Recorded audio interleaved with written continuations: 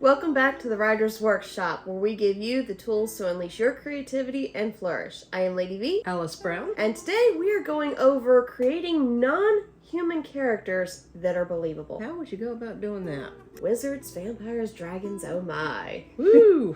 So, let's get started.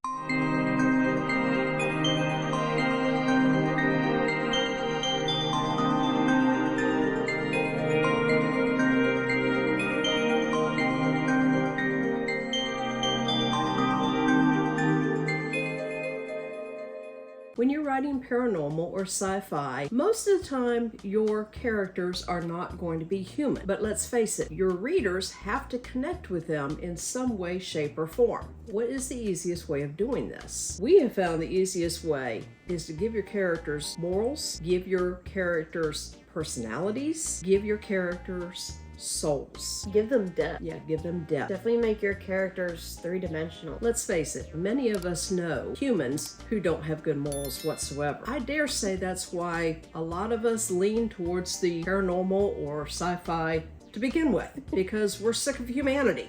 I can vouch for that. I personally tend to prefer reading either fantasy or paranormal because, I'm a human. I don't want to be in the human world. Exactly. The human world's going to hell in a handbasket. Who wants to stay here? I'd much rather just hop on the back of a dragon and fly to a different universe or a different time and place.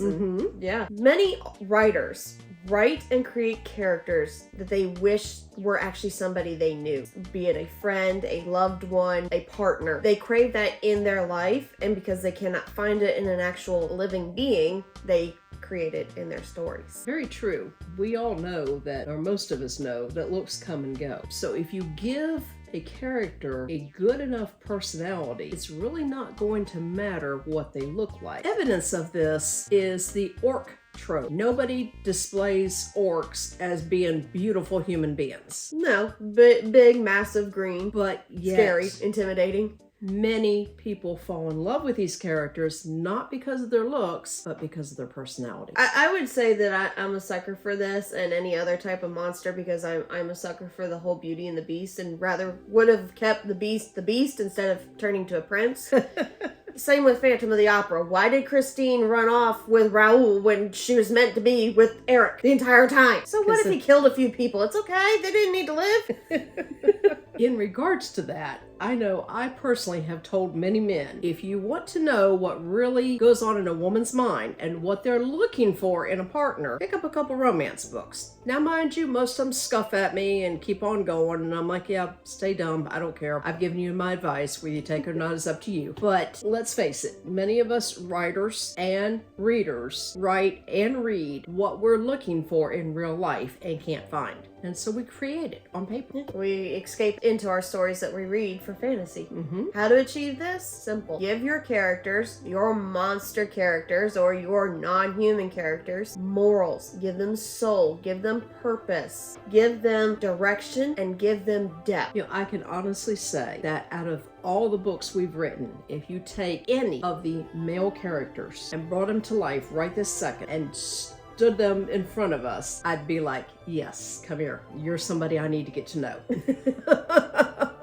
So some key takeaways from this are, even though your main character, non-human character, is viewed as a monster, have him or her, whichever the case may be, have them say, okay, I may be viewed as a monster, but what can I bring to the table? What can I do to prove that I'm not really a monster inside? I think you did a very good job with that with Vampires Among Us, because the heroine definitely viewed vampires as monsters. And it was up to him to prove that not all monsters are evil. Exactly. It's what I've said all along in every aspect of life. There's no one group of anybody or anything all bad or that good. is all bad or all good. You have a mixture. And so that comes forward in our books. And I dare say many other books too, because I'm a prolific reader and every book I read pretty much goes down that same road. Don't make all your non-human characters approach things as barbarians. They can't just He-Man their way through everything. Make them take a step back, analyze things, and figure out how to approach this in the most humanized and level-headed way that they possibly can, where it doesn't hurt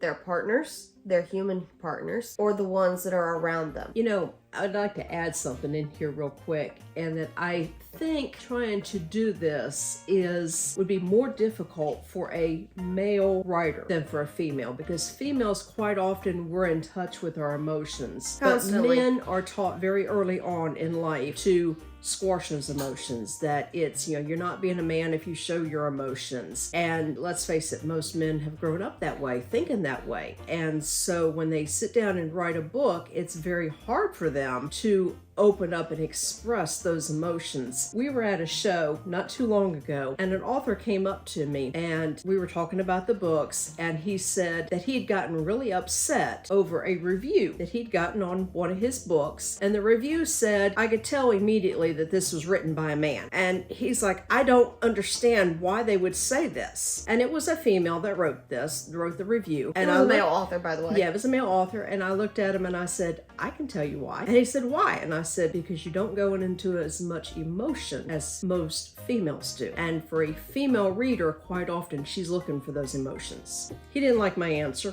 but that's the way it is. that was not a good outcome of that experience. No, it wasn't. But his wife, meanwhile, was standing next to him, shaking her head yes constantly, and ended up buying our books, by the way. But Lesson learned.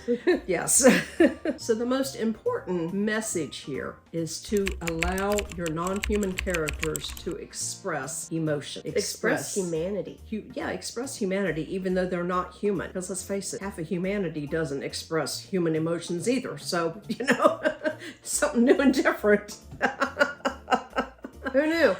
But just remember that just because they're monsters or they're non-humans doesn't mean that their feelings aren't validated, because they certainly are. And if you can put that down on paper and get that through your reader and reach them on an emotional level, you will have them hooked. I think something else to say here is they don't necessarily have to be a monster. I mean, looking around us where people who are just slightly different are viewed as imperfect. Mm-hmm. But yet they're some of the most humane people that I know.